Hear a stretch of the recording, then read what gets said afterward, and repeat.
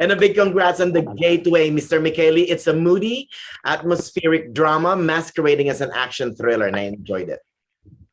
I like masquerading as well. Thank you so much, Manny. You're so welcome. So the script was originally included in the blacklist, right? Unproduced scripts that are so good. Was that your gateway into making the film? Apropos that, yes. I like to say I inherited the script, and then along the way, basically set out to, try to personalize it. So it kind of grew from being a conventional inner city crime thriller to what I consider like a neo-noir. So built a lot of other characters in, a lot of different facets that intertwine along the way.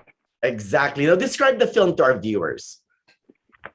Well, it's more or less a slow burn, like I said, inner city crime thriller that follows a social worker as he gets enmeshed in kind of a life of violent crime with a family he's trying to protect along the way. So they encounter a drug cartel heist, and along the way he's forced to reconcile with his own troubled past and basically seek redemption for one and all.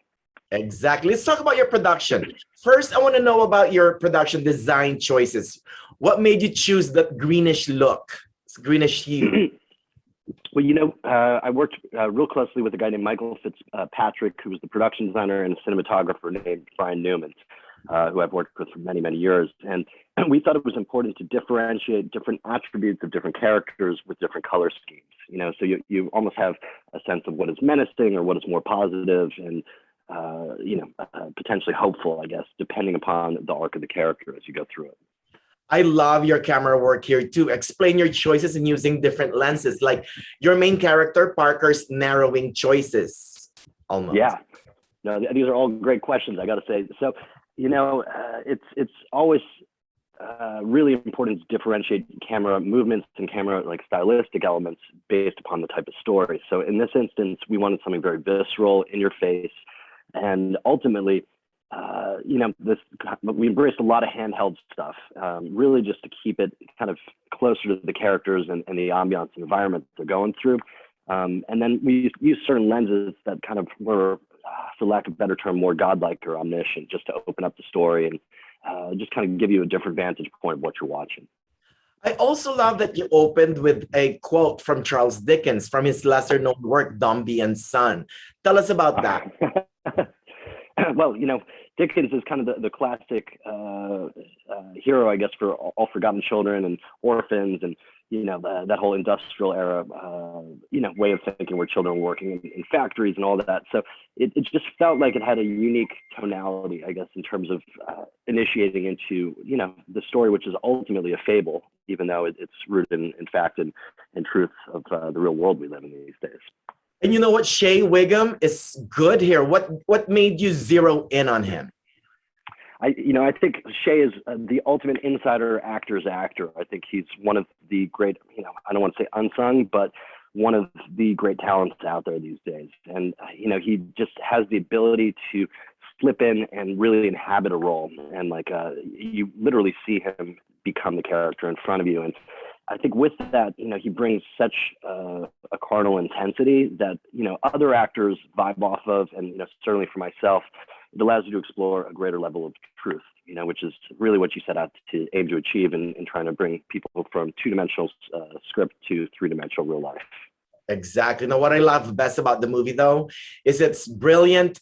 It's peppered throughout with brilliant observations of America, political, social culture. Tell us more about that.